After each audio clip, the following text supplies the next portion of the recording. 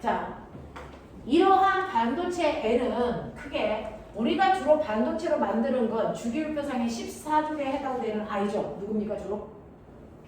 규소. 자, 규소라고 하는 하나의 원소로 만들어진 반도체를 뭐라 그랬어요? 이걸 뭐라 그랬어요? 한 종류의 원소로 만들어져 있는 걸 우리가 순수 반도체라고 하더라.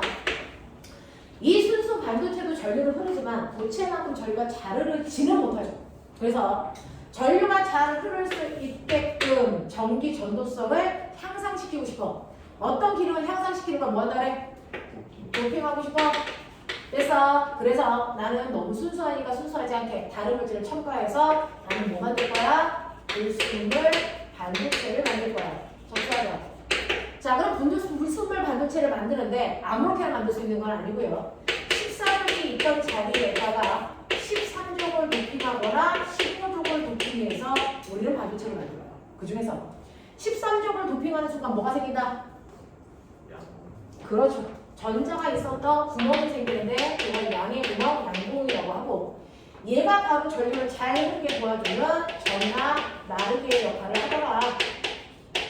그래서 이러한 양봉을 가지고 있는 반도체를 나는 P형 반도체라고 해요. 그랬어요. 그죠? 자, 그런 다음에 15족을 도핑하면 자리 잡지 못한 또 돌아다니는 뭐가 많아져요? 자유로운 전자들이 많이 만들어져. 얘가 전류를 잘 흐르게 하는 또 다른 전하, 나르기의 역할을 합니다. 그래서 이거를 우리는 N형 반도체라고 부를게. 이렇게 했어.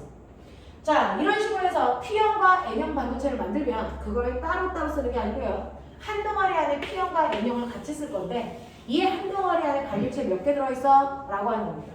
한 덩어리 안에 P형과 N형이라는 게 2개 들어있다면 얘를 뭐라 그럴까요? 2개 들어있어. 뭐라 불러?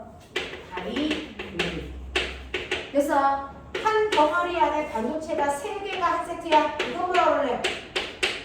이거 뭐라 그럴래? 3개니까 트라이의 약자. 트랜지스터. 자, 그래서 여기에 있는 다이오드라는 다이라는 건 2개라는 뜻이고요. 트랜지스터의 트랜은 3개라는 뜻이잖아. 그러니까 한 덩어리 안에 반도체가 몇 개 들어있어? 이거라는 거야. 그 중에서 다이오드라고 하는 아이는요. 실제로 우리 집에서는 교류 전류가 흐르기 때문에 전류의 방향이 주기적으로 오른쪽으로 왼쪽으로 전류의 방향이 바뀌면서 흐르는데 반도체를 연결해 놓으면 그 중에서도 다이오드를 연결해 놓으면 한쪽 방향으로만 전류가 흐를 수 있게 하고 반대 방향의 전류를 흐르지 못하게 걸러내 버리는 역할을 합니다. 그래서 물을 깨끗하게 걸러내는 건 정수작용인 것처럼 전류를 한쪽 방향으로 걸러내는 작용을 하는 게 다이오드인데 우리는 이거를 정류작용이라고 합니다. 자, 그래서 다이오드의 목적은 정류작용하는 게 목적이다.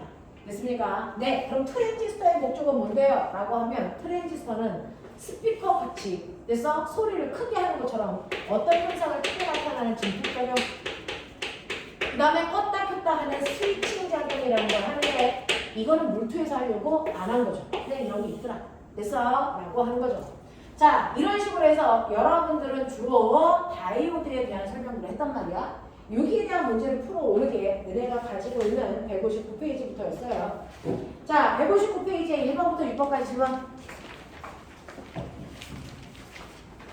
있을까? 없어요? 있어? 없어? 16개. 자, 160부터 161까지 질문. 아니, 이거 문제가 있구나. 자, 162페이지 질문. 없어요? 넘기죠. 자, 164, 165 질문. 자료 3번에 4번이요.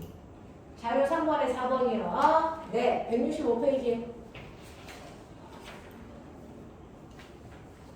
165페이지 보시면 자료 3번에 4번 볼게요. 자, 일단은 자료 3번을 보시면 자료 3번은요. 이건 최선인가요? 그러네요. 자, 자료 3번을 보시면 자료 3번은요. 그림은 각각 순수한 저마듐이라고 하는 게 규소와 똑같이 14족에 해당되는 I예요. 그냥 규소라고 생각하시면 되겠죠. 자, 이렇게 되어 있는 순수 반도체에다가 X와 됐어. 내 B를 도핑한 불순물 반도체를 만들어낸 거죠.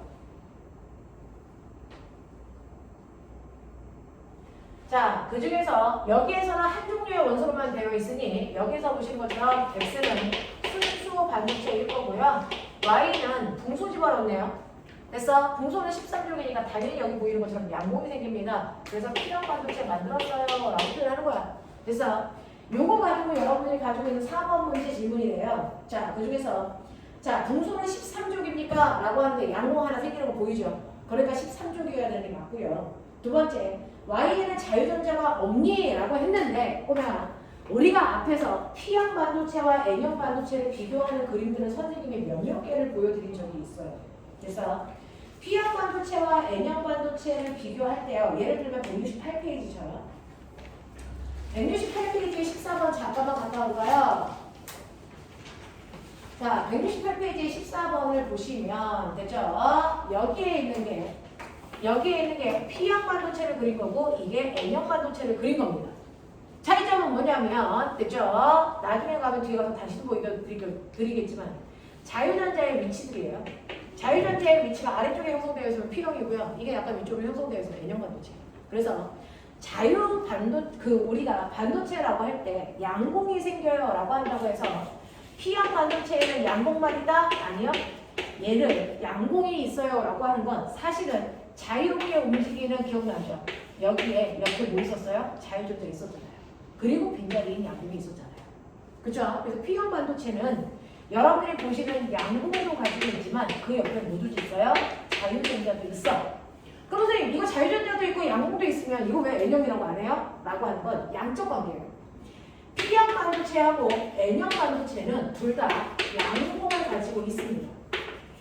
자유전자도 둘 다 가지고 있습니다. 근데 어느 쪽이 더 많아? 양봉이 더 많으면 P형 반도체라고 부르는 거예요.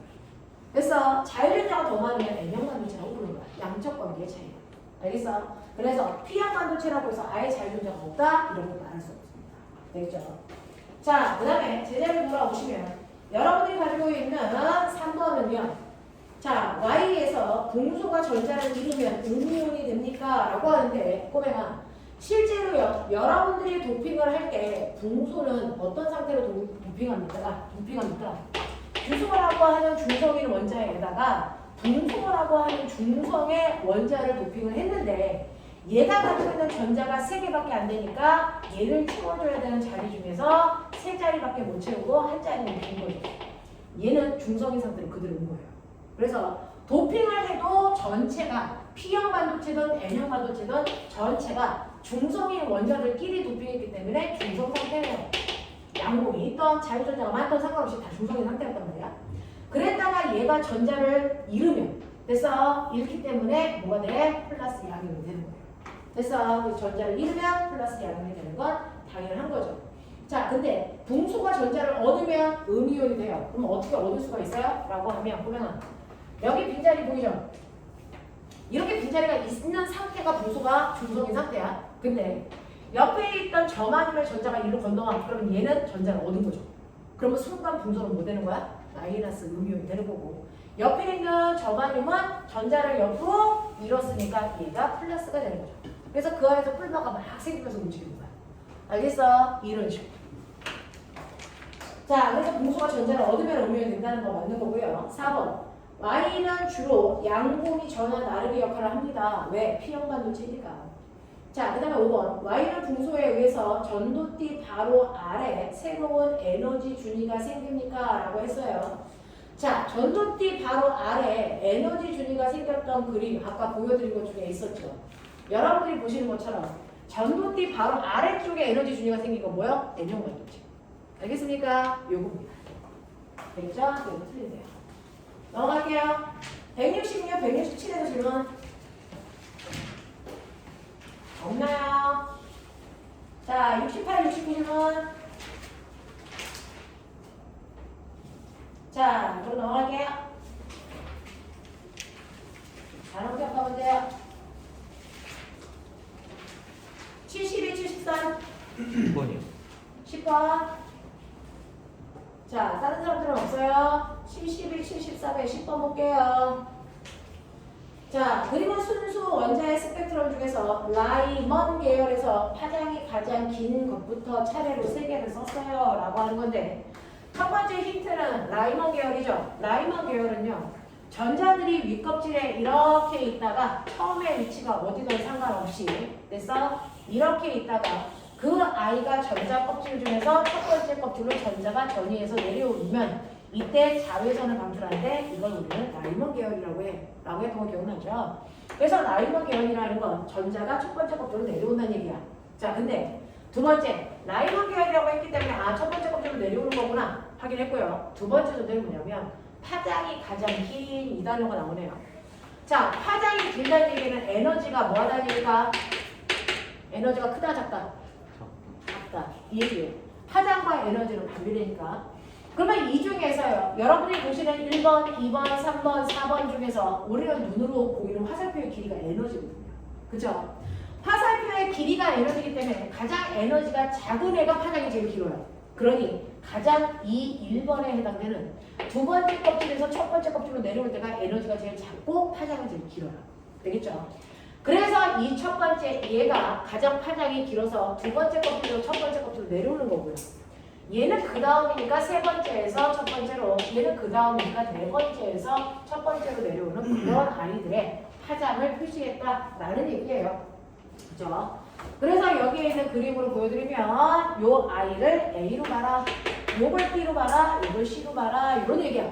되겠어요? 자, 이런 형태로 나와 있는 겁니다. 자, 그럼 여기에 대한 설명으로 옳은 것을 찾아보세요 라고 하는 그런 문제죠. 첫 번째 기억, A는 이라고 합니다. 두 번째 껍질에서 첫 번째 껍질로 전이 되는 거 정확한 표현이고요. 두 번째, A, B, C 중에서 광자의 에너지가 가장 큰 건, 에너지가 제일 큰 건 파장이 제일 짧은. 그래서 네, C겠죠. 자, 그 다음에 C의 진동수는 A의 진동수의 몇 배겠습니까? 라고 하는데 진동수는 뭔지 아세요? 진동수는 여러분들이 보시는 것처럼 진동수가 크면 에너지가 크기 때문에 에너지와 진동수는 비례야. 그러니까 진동수의 비율을 알려주세요. 에너지의 비율을 알려주면 돼요. 알겠냐? 그걸로 가시면 된다. 자, 그래서 여러분들이 보시면 C라고 하는 건 보시는 것처럼 C는 몇 번째 껍질입니까? 네 번째 껍질에서 첫 번째 껍질로 정의하는 게 C겠죠. 그러면 네 번째 껍질이 가지고 있는 에너지 마이너스 16분의 1. 에너지는 마이너스 껍질분의 제곱분의 1 이거였잖아요. 그죠? 자, 첫 번째 껍질은 마이너스 1. 근데 이때 방출되는 에너지는요, 무조건 절대값 큰 애에서 작은 애가 빼면 돼요. 알겠어? 그래서 16분의 15 이렇게 하면 돼요. 이게 C야. 자, 그 다음에 A라고 하는 아이는요, A는 두 번째 껍질에서 첫 번째 껍질로 내려옵니다. 자, 그러니까 에너지 마이너스 4분의 1과 마이너스 1이니까 절대값으로 빼요. 그러니까 4분의 3이죠. 그러니까 16분의 12라고 해요. 됐죠? 자, 그러면 여기서 물어보는 거 A의 진동수의 4분의 5를 곱하면 C가 되니? 라고 했으니까 곱해보세요. 4분의 5. 얘가 되냐고. 됐어? 됩니까? 되냐?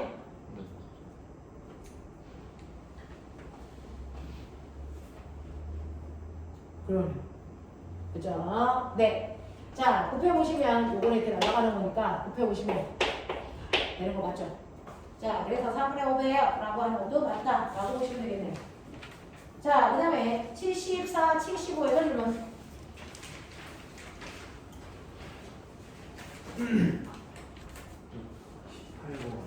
18번이요. 자, 18번 보시면 18번에서는 그림과 같이 대전체 ABC가 X축에 고정되어 있고 A로부터 BC까지의 거리가 D하고 ED 지점에 B와 C가 놓여 있고요. B와 C의 전하량은 각각 플러스의 Q를 줍니다 라고 했어요. 이렇게요. 자, 이때 BC는 받은 전기력은 모두 플러스 X축 방향으로 합력이 전기력을 이렇게 받고 있다는 얘기죠. 자, 그랬을 때 A의 전하량의 풀이 과정을 쓰세요. 자, A의 전하량은 얼마일까요? 됐죠? 이런 거 묻는 거예요. 자, 그러면 A가 있고 B가 있고 C가 있고 얘는 플러스인지 마이너스인지 몰라. 얼마인지도 몰라. 이 얘기잖아. 대신에 얘는 플러스 Q고 얘도 플러스 Q야. 자, 그랬을 때 나는 B와 C가 만난 합력 방향만 얘기해줄게. 이 얘기예요. 됐어? 그럼 선생님이 뭐라 그랬어요? 이 B라는 아이가 받는 힘은 A와 B 사이에 작용한 전기력과 B와 C 사이에 작용한 전기력의 합이죠. 됐어. 네, 해볼게요. 자, 보시면 이때 A, B, C. 자, 그중에서 B는요, A로부터 전기력 받아요. 얼마만큼이요? 떨어져 있는 거리가 D죠. 전기력 구하듯이 IMC 5분의 여기다 넣을 거예요. 됐어. 네, 그중에서 여러분들이 보시는 것처럼 A와 B 사이에 작용하는 전기력이요. 됐죠?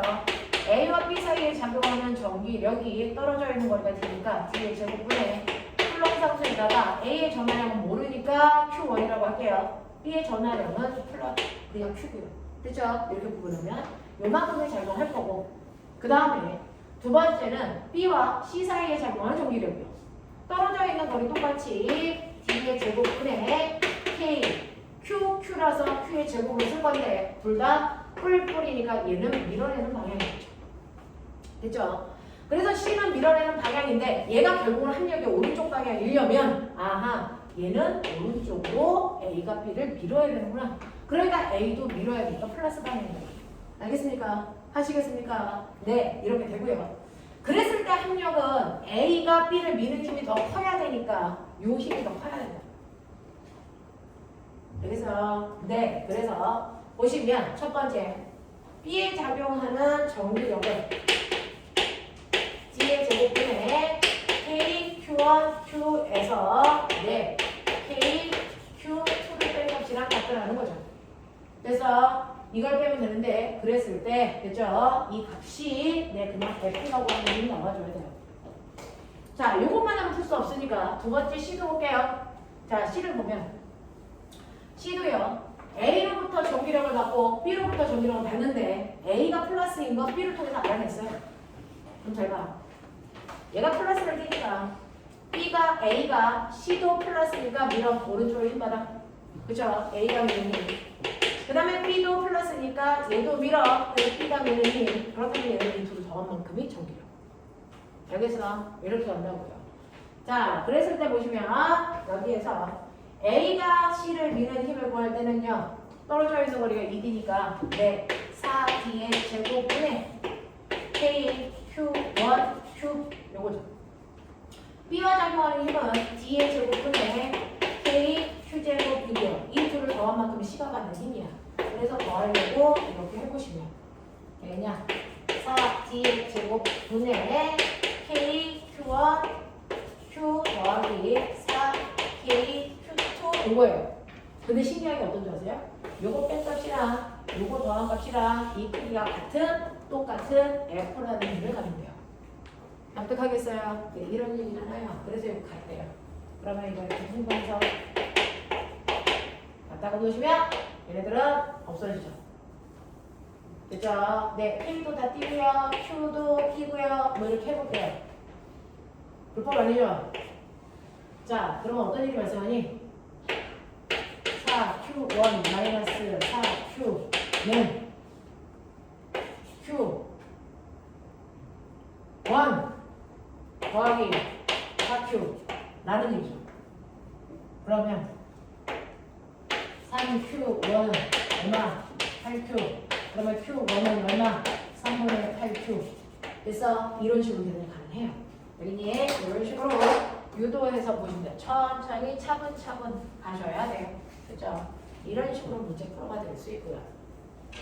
그 다음 거 볼게요.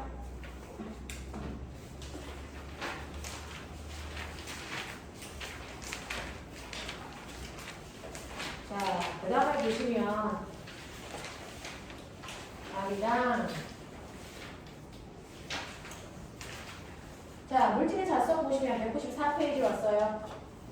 자, 194페이지 오시면 194페이지에서는 우리가 어떤 얘기를 했냐면 자, 지구상에 자석이 있다. 그래서 자석은 N극과 S극이라는 두 가지 극을 가지고 있어요. 서로 반대되는 두 개의 극을 쌍숫자라고 합니다.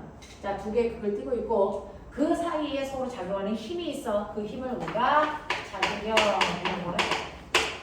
자, 일반적으로 자석은 두 개의 극을 가지고 있어서 한쪽이 N극, 한쪽이 S극 이렇게 되어 있는데 너네 아시죠? 그래서 이 자석을 잘라요. 그래도 한 덩어리 안에 다시 NS가 생기지. 절대로 두 개의 극으로 분리시킬 수 없다. 이게 자석의 특징. 그 다음에 이러한 자석의 주변에 나침판을 놓으면 됐어? 어떤 일이 생기는지 보세요. 자석이 이렇게 있는데 이 주변에 내가 나침판을 놓을 겁니다. 자, 나침판을 놓으면 여기에 이런 식으로 N극이 이런 나침판이 있다고 치면 N극은 여기 있는 나침판의 N극을 밀어요. S극을 뭐 하냐면 당겨요. 됐어? 네, 이렇게 된다고요. 그럼 실제로 N극이 작용하는 방향이 어느 쪽일까? 라고 하면 실제로 N극이 작용하는 방향은 이들을 합성한 이쪽 방향으로 작용합니다. 됐어? 네, 이렇게 되고 그래서 이쪽에 N극이고 이쪽에 S극이고 이렇게 돼요. 되겠어? 여기다가 N극을 놓으면 나침판을 놓으면 나침판의 N극은 N극이 밀고요. 그래서 N극은 나침판에 S극을 당깁니다.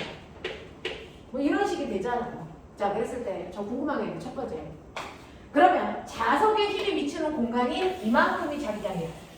됐어요? 자석에 힘이 미치는 공간을 우리가 자기장이라고 하는데 그러면 힘이 미치는 공간이니까 힘에 뭘 얘기해야 되니? 방향. 졸려면 살짝 일어나야 돼. 오늘 엄청 피곤해요, 그래도. 선생님도 피곤해요. 자, 이렇게 자석에 힘이 미치는 공간인 자기장에서 자석의 힘, 다시 말해서 자기 여기 작용하는데 모든 힘에는 뭐가 있다? 방향과 세기가 있으니까. 됐어? 여기서 작용한 자기 역의 방향을 얘기해줘야 된다. 됐어? 근데 내가 자석의 힘이 어느 방향으로 작용하는지 봤더니 나침판에서 N극은 왼쪽으로, S극은 오른쪽으로 힘이 전부 반대 방향으로 작용해. 같은 시점에. 그러면 이때 힘의 방향을 왼쪽이라고 할까? 오른쪽이라고 할까? 어떻게 할까? 생각해봐. 한 지점이에요. 이렇게 자석의 힘이 미치는 거 맞아요. 그걸 자기력이라고 해요. 자석의 힘이 미치는데 그 자석의 힘이 미치는 방향이요. 그래서 같은 지점인데도 N극 때문에는 왼쪽으로, S극 때문에는 오른쪽으로 작용하잖아요. 그렇죠? 그러면 여기서 실제로 힘의 방향을 왼쪽으로 할까? 오른쪽으로 할까? 네. 그래서 우리는 과학자들이 약속합니다. 자기력에 의해서 나타나는 모든 현상을 얘기할 땐 나침판에 N극이 받는 힘의 방향으로 모든 걸 설명해요. 나침판에 N극이 받는 현상으로 모든 걸 설명해라 라고 했어요. 그러니 여기 있는 나침판에 N극이 받는 힘의 방향이 왼쪽이니까 여기에서는 자기력이 왼쪽 방향으로 작용한다 이렇게 가시면 돼요. 됐죠? 똑같이 나침판을 여기다 놨을 때 나침판에 N극이 있고 S극이 있는데 그 중에서 N극이 받는 힘의 방향으로 표시하라고 했는데 N극은 여기서 S극이 당기는 방향으로 일어나죠. 그럼 이렇게 됩니다. 됐어? 그러면 여기다가 놓으면 나침판에 N극이 받는 힘의 방향이 어떻습니까? 라고 하면 N극이 받는 힘의 방향은 됐어? S극이 당기니까 이쪽 방향으로 이렇게 작용하겠죠. 그러면 이 두 개를 부드러운 곡선으로 이렇게 연결하시면 이게 이 주변에 있는 자기력선 방향입니다. 됐어? 이거를 이렇게 부드럽게 연결하는데 이거 이렇게 연결해서 없잖아. 반대편으로 연결해서 이렇게 연결하면 이게 자기력선 방향. 됐어? 그래서 자석 주변에 자기력선이 이렇게 그려지는 건 반드시 나침판에 N극이 받는 힘의 방향으로 정리해주기 때문에 가능한 거죠. 됐어? 그래서 그 힘의 방향으로 화살표를 해서 이렇게 그린 선을 여러분 지금 보시고 계신 선을 이거를 자기력선이라고 하고요. 모든 자기력선은 자석의 N극에서 나와 S극을 향해 들어가는 방향 이렇게 화살표를 그립니다. 이게 자기력선입니다. 자, 근데 이런 식으로 자기력선을 그리다 보니까 여러분들이 그려보시면 알겠지만 아무리 여러분들이 이상하게 그리셔도 어떤 일이 발생을 한다면 어떤 곳은 자기력선이 조밀하게 그려집니다. 어떤 곳은 자기력선이 듬성듬성하게 그려집니다. 그러면서 자기력선을 그렸는데 간격이 다르네요. 안 보이면 책상 옆으로 밀고 나오시면 됩니다. 고개 운동 안 하셔도 돼요. 자, 그랬을 때 자기력선이 조밀한 곳과 넓은 곳이 생기지 등간격으로 그려지지 않거든요. 그러면 이때 자기력선의 간격도 의미가 있을까요? 있어요.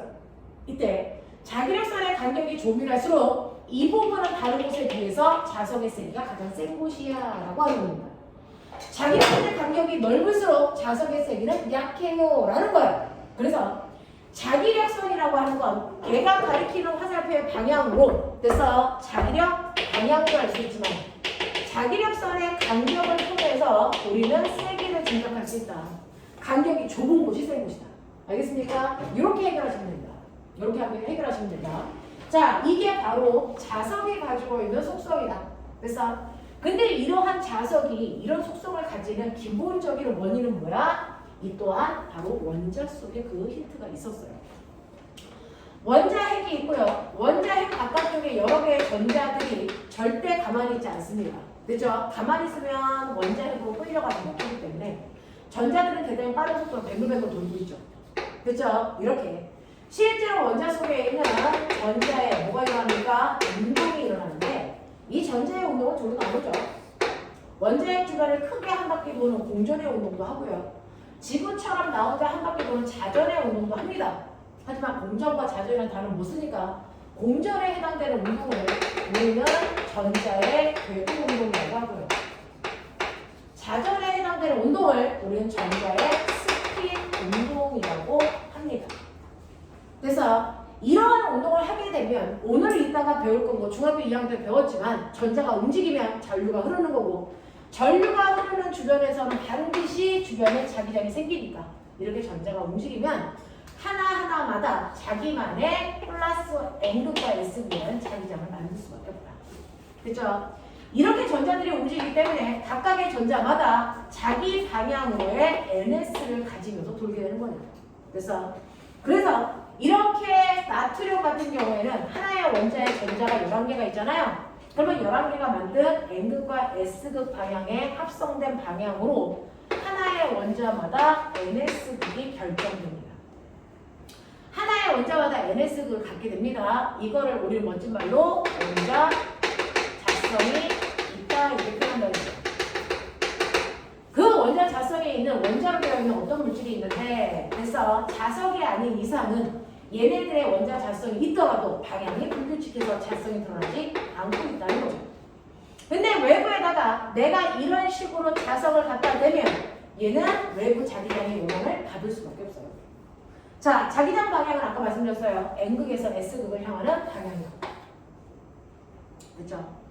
그러면 이 영향을 받는 원자 자석에 있는 이 아이는 어떤 방향을 잡아야 무조건 외부 자기장과 똑같은 방향으로 잡아갑니다. 그래서 그럼 외부 자기장이 이렇게 형성됐을 때 내부 자기장은 머리가 N이니까 N, S, N, S, N, S 이렇게 돼요. 그랬을 때 안에 있는 애들끼리 서로 힘을 상쇄시키면 겉으로 드러나는 것은 자석 S극에 가까운 쪽이 N극이 됩니다. 자석 N극에 가까운 쪽이 S극이 돼서 그죠? 외부 자기장과 같은 방향의 내부 자기장을 만든다는 얘기는 자석과 무조건 서로 잡아당기는 인력을 형성하는 방향으로 잡아뒀다는 얘기다. 알겠습니까? 자, 그랬다가 내가 외부에 있는 자석을 치우면 어떻게 됩니까? 라고 하면 외부에 있는 자석을 치워도 자성을 어느 정도 유지할 수 있는 아이들 뭐라 그래? 강자성체라고 하고요. 자석을 치우니까 자기력을 잃어버려요. 뭐라 그래요? 상자성체라고 그래요. 그래서 이렇게 된다라고 하는 거 기억하시고 자, 그런가 하면 원자 자성이 없는 원자도 만들어진다. 그러면 원자 자성이 없는 원자로 되어 있는 아이 주변에 자석을 갖다 대면 영향을 받을까 안 받을까? 이 또한 받는다.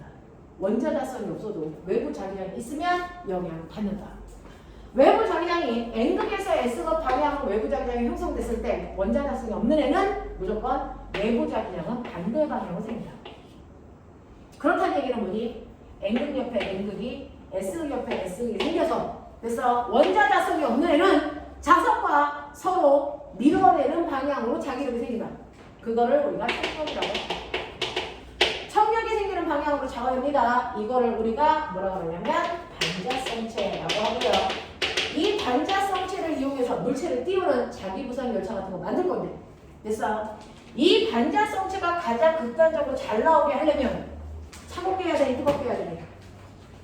차갑게 해, 뜨겁게 해.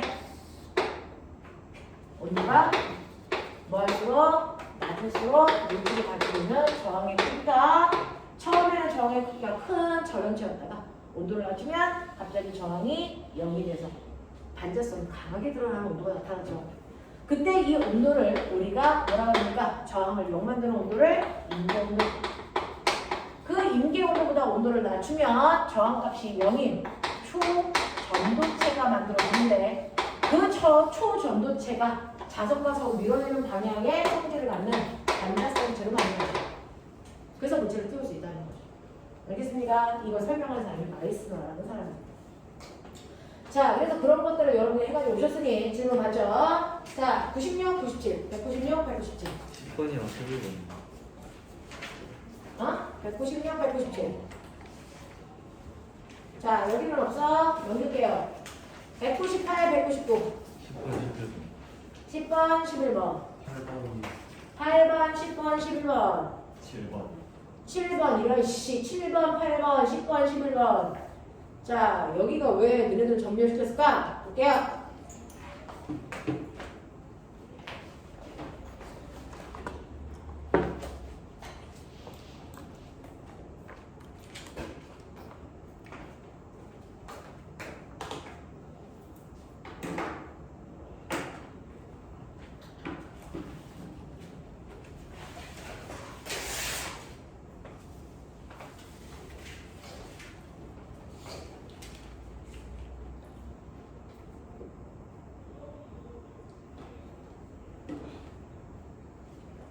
자, 10번 보시고. 그리고는 아크릴관의 자석을 고정하여 전자 저울 위에 놓고 물체를 자석 위에 위치시켜 아크릴관의 저울을 누르는 힘을 측정하는 모습을 나타낸 것입니다. 표는 물체의 종류에 따라 달리했을 때 저울에 나타나는 문구를 나타낸 것이고 물체의 질량과 모양은 각각 모두 같고 자석으로부터 물체까지의 높이도 모두 같다고 치자. 자, 저울에서 측정된 4개의 값을 자, 부등호로 나타내 주세요 라고 했으니까 해볼게요.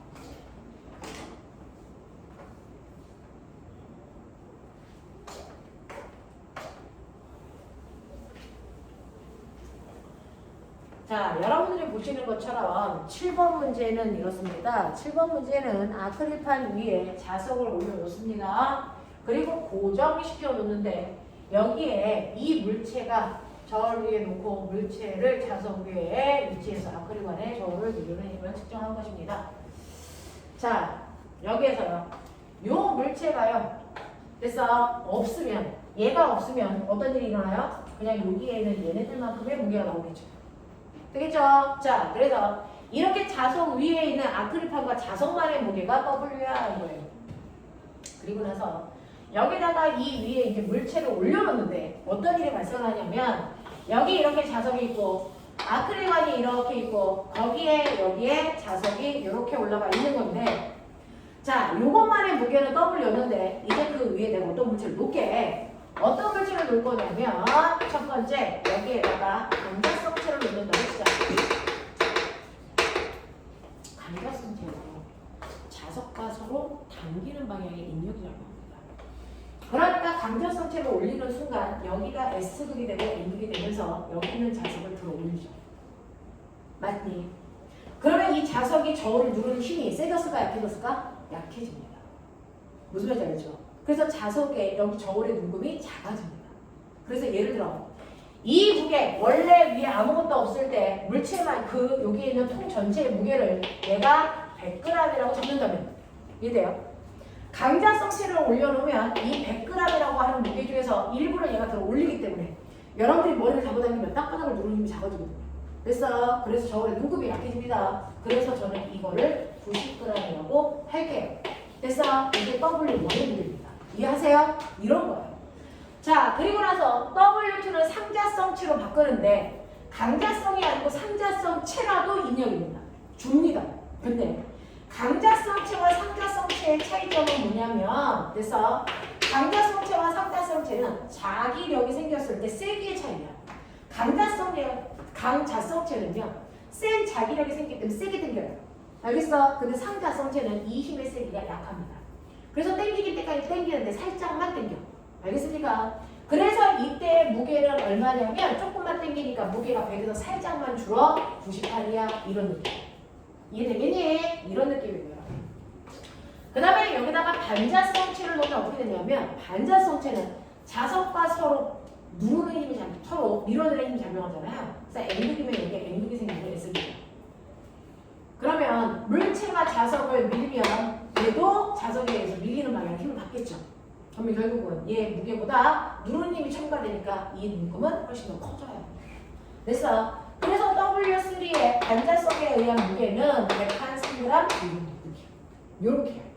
알겠어? 네, 이런 느낌으로 가는 겁니다. 그래서 이 중에서 저울에 측정된 값이 가장 큰 건 여러분들이 보시는 것처럼 W3가 제일 커야 되고요. 그 다음 W고요. 그 다음이 W2고요. 제일 작은 게 W고요. 이런 식으로. 알겠어? 실제로 숫자로 계산하는 게 가장 빨리. 알겠죠? 이런 느낌으로 가시면 되겠네요. 라고 하는 겁니다. 자, 그 다음에 8번 보시면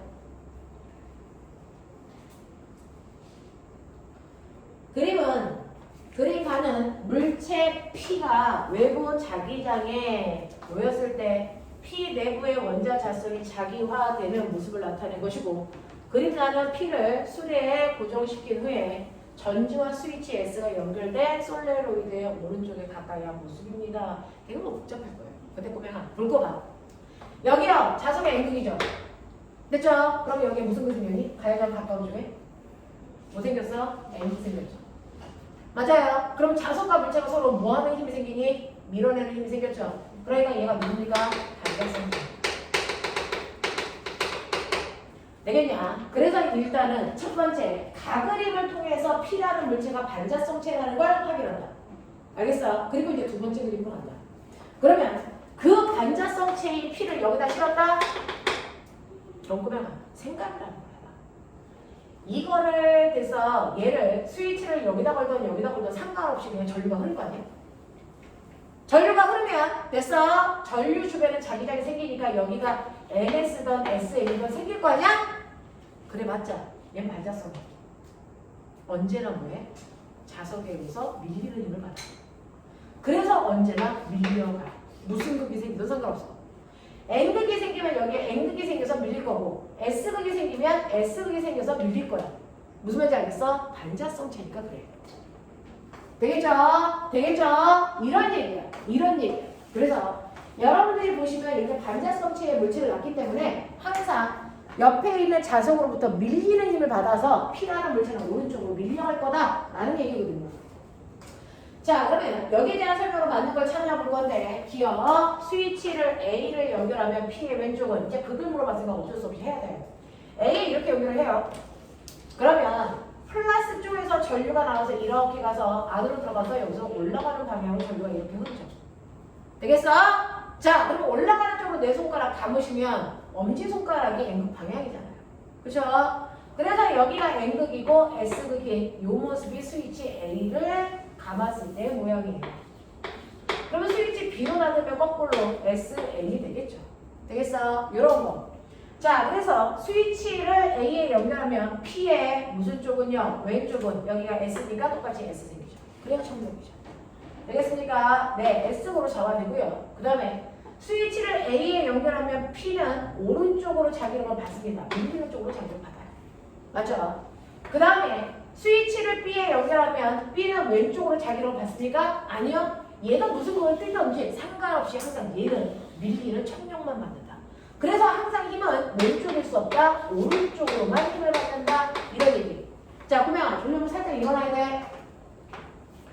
자, 그 다음에 10번에 나가서 10번 볼게요.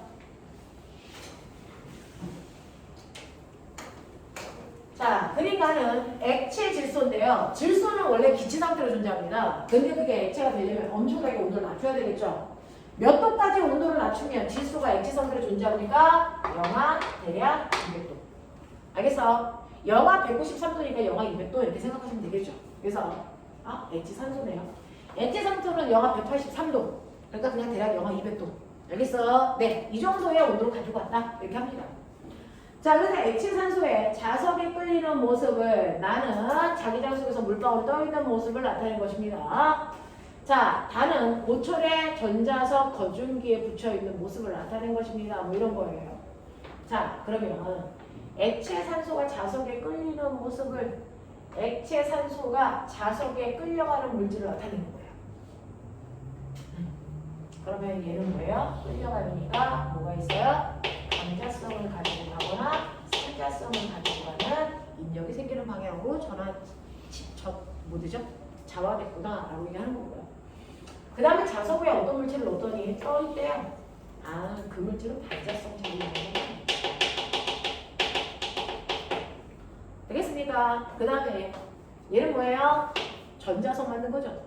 그래서 얘는 고철을 갖다 붙이는 전자석을 만든 거예요. 그래서 이거는 강자성체로 만들어.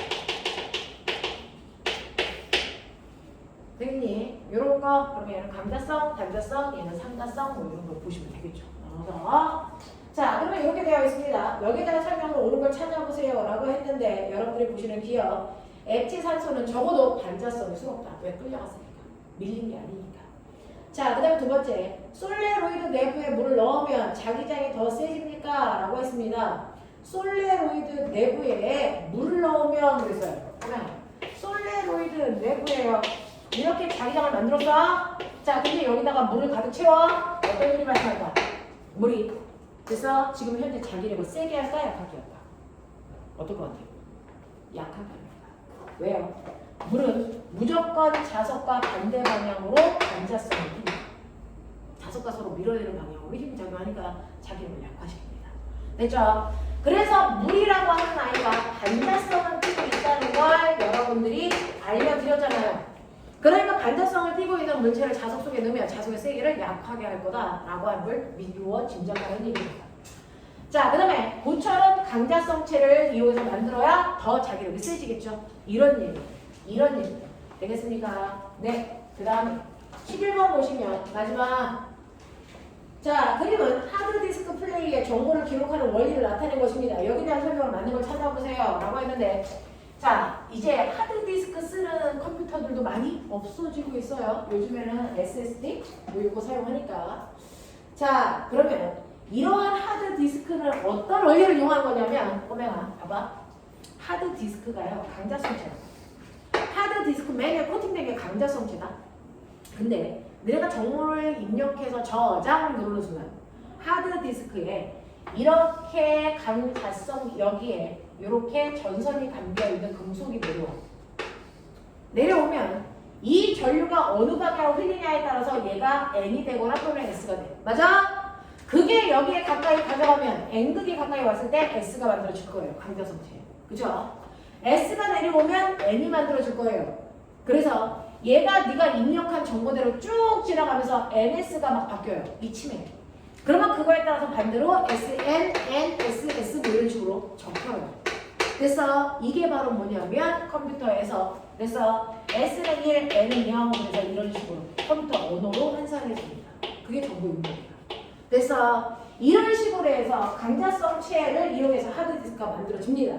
그래서 근데 얘는 문제가 있어요. 이렇게 한번 만들어줬는데 하드디스크에 너네가 센 자석 갖다가 훅 긁으면 쟤네들의 정보가 금방 없어져요. 그래서 그리고 쟤는요, 네 불법으로 카피하기가 쉽대요. 그래서 요즘에는 하드디스크 잘 안 쓰려고 하는 거예요. 옛날에 너네 신용카드, 엄마 신용카드 뒤에 뭐 있었게? 검정색 마그네틱 카드. 이것도 강자성체야. 이것도 똑같이 이렇게 정보 입력합니다. 그래서 엄마 신용카드 뭐. 그래서 그거 긁을 때마다 누구 거래? 얼마 남았네? 이게 긁혀져. 근데 문제는 걔도 그래서 복제가 가능하기 때문에 요즘에 이거 잘 안 쓰죠. 알겠냐? 이렇게 가는 거야. 자, 그러면 여기에 대한 설명을 맞는 걸 찾으세요. 라고 했는데 플래터 표면에 코팅된 자성체는 반자성체를 이용해야 되니? 아니죠. 강자성체 이용하시고요. 네. 정보가 기록될 때 플래터 표면이 자기화되는 방향은 전류에 의한 자기장의 방향과 같습니다. 그렇죠? 자, 그 다음에 전원을 꺼도 기록된 정보가 오랫동안 사라지지 않습니다. 왜? 강자성체를 이용했습니다. 이런 얘기입니다. 넘길게요. 자, 그러면 여기까지가 저번주에 간단하게 해왔던 문제. 되겠냐? 네, 간단하게 문제 몇 개만 풀고 그리고 나서 쉴게요.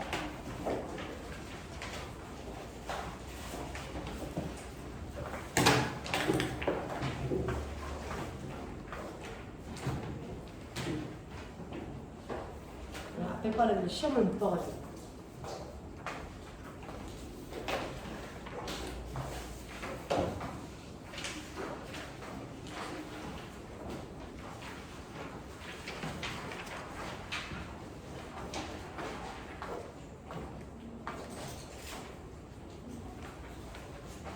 문제.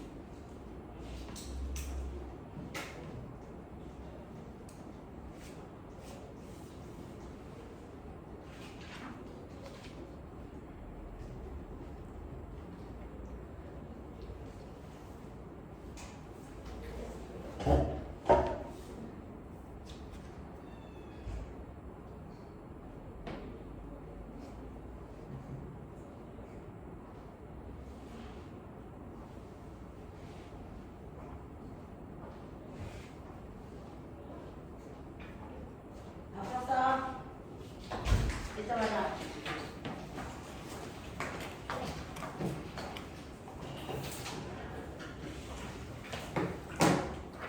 1번부터 볼게요. 우리 꼬맹이들 이거.